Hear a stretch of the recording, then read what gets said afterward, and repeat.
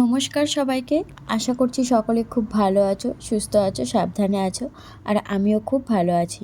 আমার এই ছোট্ট একটি চ্যানেল অঙ্কিতাস ব্লগে তোমাদেরকে সবাইকে জানাই অনেক অনেক স্বাগত। আর আরও একটি নতুন দিনের প্রভাতের অনেক অনেক শুভেচ্ছা রইল। আর আমার এই চ্যানেলটিতে তোমাদের যদি ভালো লাগে আমার ভিডিওগুলো, তো চ্যানেলটি একটু সাবস্ক্রাইব করে নিও। আমার ভিডিওগুলো যদি ভালো লাগে একটু লাইক কমেন্ট শেয়ার করো, তো তাহলে আমারও বেশ ভালো লাগবে। তো চলো, এই ছোট্ট বোনটার পাশে যদি মনে হয় যে তোমরা একটু থাকতে পারবে বা থাকা যাবে, ছোট্ট বোনটার ভিডিওগুলো যদি তোমাদের ভালো লাগে, আমার চ্যানেলটি একটু ঘুরে দেখে নিয়ে তবেই আমার চ্যানেলটিতে সাবস্ক্রাইব করবে। কারণ আমি আগেই কাউকে বলবো না যে আমাকে সাবস্ক্রাইব করো, আমার চ্যানেলটিকে সাবস্ক্রাইব করো। যদি আমাকে ভালো লাগে তবেই করবে, কারণ আগে আমার চ্যানেলটি একটু ঘুরে দেখবে। যদি ভিডিওগুলো মনে হয় যে তোমাদের মানে তোমরা যেমন দেখতে চাও তেমন, তো তাহলেই আমার চ্যানেলটিতে একটু সাবস্ক্রাইব করে নিও। তো চলো, সকালের কাজ শুরু করে দিয়েছি। ওইদিকে মায়ের প্রণামটা সেরে নিলাম। এখন আর মায়ের মন্দিরটা অতটা ভালো করে দেখা যায় না। পাশের বাড়ি কাকি শাশুড়িদের অনেক গাছপালা রয়েছে, তো সেগুলোতেই ঢাকা পড়ে গেছে। মায়ের মন্দিরে প্রণাম করে রান্নাঘরটা ঝাড় দিয়ে নিয়েছি। ঘরগুলো এখনও ঝাড় দেওয়া হয়নি। তারপরেই চলে এসেছিলাম বিছানাটা তুলতে, যেহেতু বরমাসে উঠে পড়েছে। তো চলো, একেবারে তোমাদের সাথে অনেকটা পরে দেখা হবে। এই যে, শরীরটা এমনিতেই খারাপ, কাজ করতে পারছি না। এখন 9টা বেজে গেছে, ঘর এখনও ঝাড় দেওয়া হয়নি, কোনো কাজ হয়নি। তার মধ্যে এই যে অকাম করে বসে রয়েছে।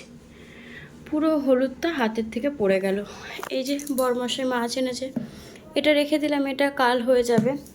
আর এখানে আজকের মতো করব। চলো, এই যে রুই মাছ দুটো দেখছো, এই দুটো আমার জন্য। আমি যেহেতু তেলাপিয়া মাছ খাই না, আর এরা তেলাপিয়া মাছটা খুব ভালোবাসে, তো আমি খাই না বলে আমার জন্য 2 পিস রুই মাছ এনেছে। এটাতেই লবণ হলুদ মাখাতে গিয়ে এই কাজটা করে ফেলেছি। শরীরটা এমনিই ভালো লাগছে না। চলো, এটা পরিষ্কার করে নিই, তারপরে ঘর বানাতে ঝাড় দিয়ে আবার তোমাদের সাথে আসবো। চলো, ওদিকে মাছ তো রেখে দিয়েছি, সাথে ওই জায়গাটাও পরিষ্কার করে নিয়েছি। যেই জায়গাটা আমি হলুদ ফেলে পুরো ভরিয়ে ফেলেছিলাম, ওই জায়গাটা পরিষ্কার করে নিয়েছি। সাথে আমি সমস্ত ঘরগুলো ঝাড় দিয়ে নিয়েছি। এখন চলে এসেছি বারান্দাটা ঝাড় দিতে। এই জুতোগুলো প্রত্যেক দিন সরিয়ে সরিয়ে ঝাড় দিতে হয়, আর সরিয়ে সরিয়ে মুছতে হয়। তো চলো, এইসব কষ্টগুলো কোনো কষ্ট না। মেয়েদের কষ্ট কি কষ্ট, তাই না?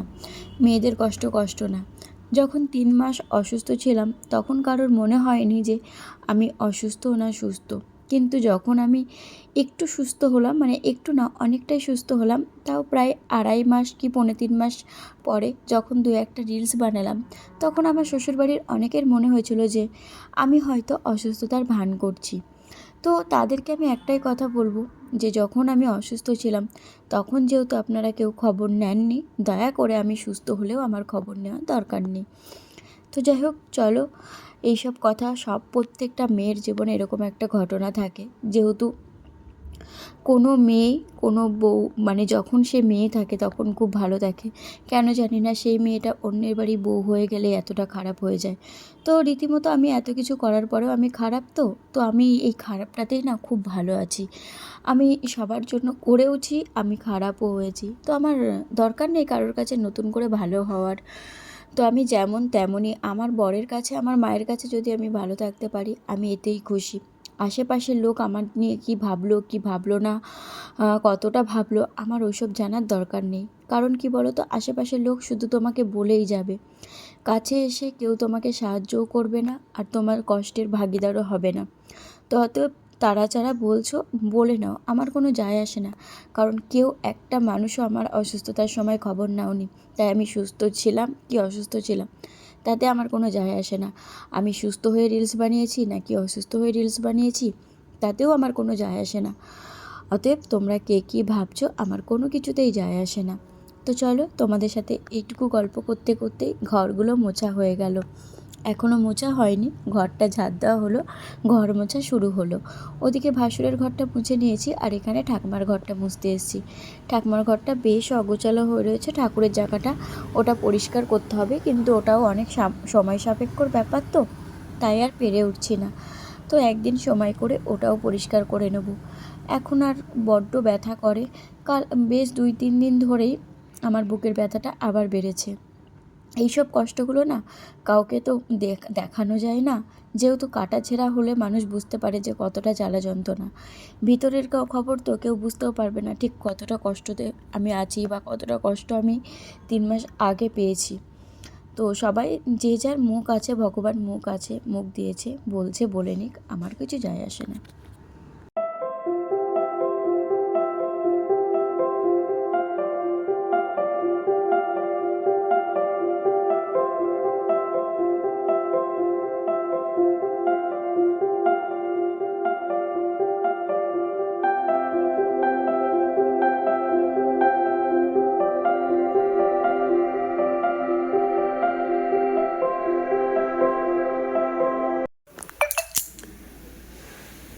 চলো, ঘরগুলো মোছা হয়ে গেছে।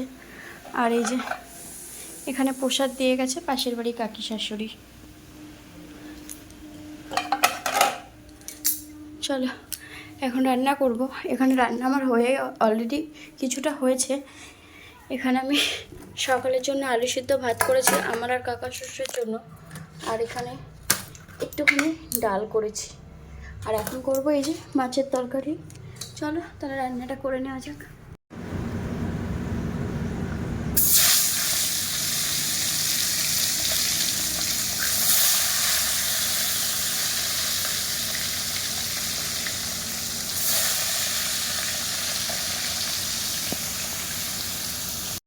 চলো, দুপুরে রান্না বান্না কমপ্লিট, বাসন মাজাও কমপ্লিট। এখন বসে পড়েছি জামা কাপড় কাচতে।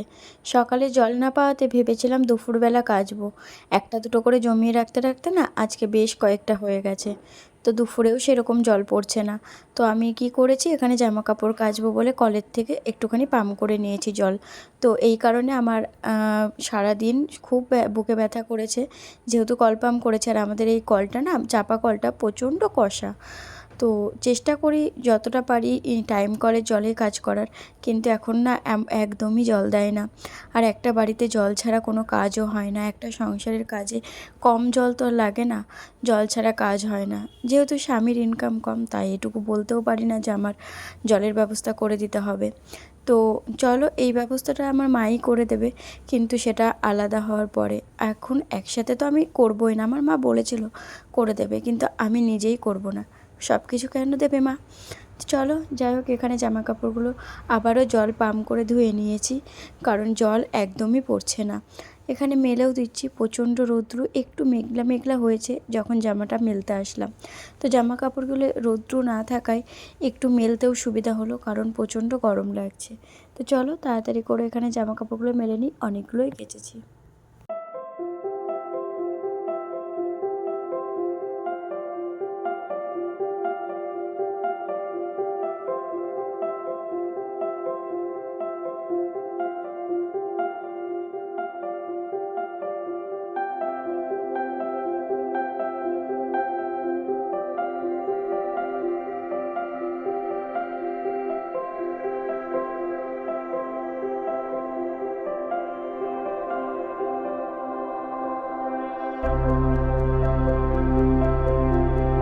এই যে স্নান হয়ে গেছে, ভেবেছিলাম পরে হয়তো রৌদ্র বেরোবে, এই জন্য এতগুলো জামা কাপড় আমি কেচেছি।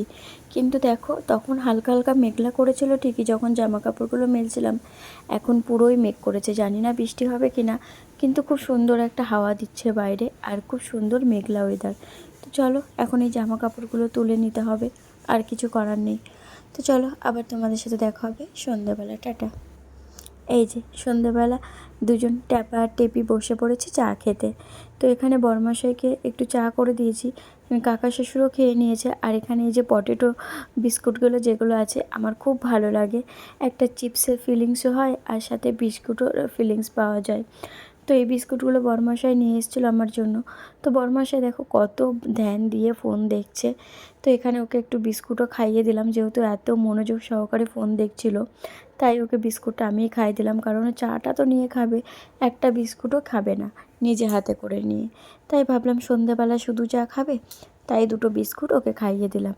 আর সাথে বড়মাসের সাথে অনেক গল্প করেছি আজকে, অনেকটা সময় কাটিয়েছি দুজন মিলে। এখন তো সারাদিনে বাড়িতে থাকে না, সকাল 8টায় বেরিয়ে যায়, বাড়ি ঢুকতে ঢুকতে 5টা, সাড়ে 5টা। তারপরে স্নান খাওয়া দাওয়া করতে করতে আরও 1 ঘন্টা।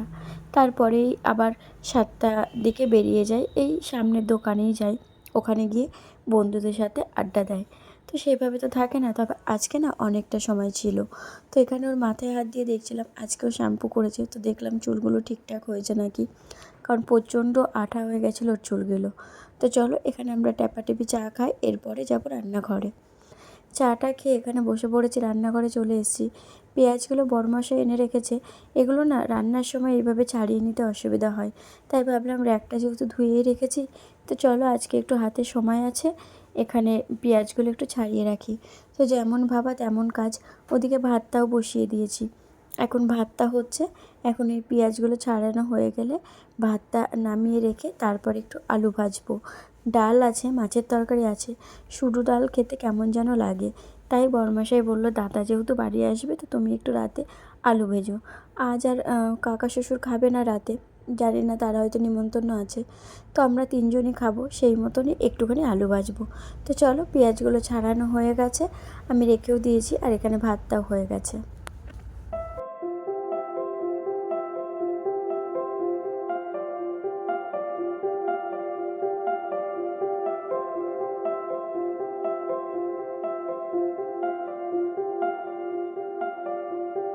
এই যে এখন প্রায় 9:45 মতো বাজে, এখন আলুটা ভাজলাম, কারণ আলুটা একটু লেট করেই ভাজলাম, কারণ আলু ভাজা না একটু ঠান্ডা হয়ে গেলে ভালো লাগে না, গরম গরম ভাতের সাথে গরম গরম আলু ভাজা খেতে বেশ ভালো লাগে। তো সেই জন্য একটু লেট করেই ভাজলাম, আলুটাও ভাজা হয়ে গেছে। তো চলো এখানে আলুটা ভাজা হয়ে গেছে, এখন আর সেরকম কোনো কাজ নেই, এখন খাওয়া দাওয়া, তারপরেই বাসন মাজা, তারপরে ওই যে রোজ রাতের কাজ, দুধ গরম করা, বড়মশাইকে দেওয়া, এইটুকুই, এখন আর সেরকম কোনো কাজ নেই। তো চলো এরপরে খেতে বসবো, তারপরে বাসন মাজবো।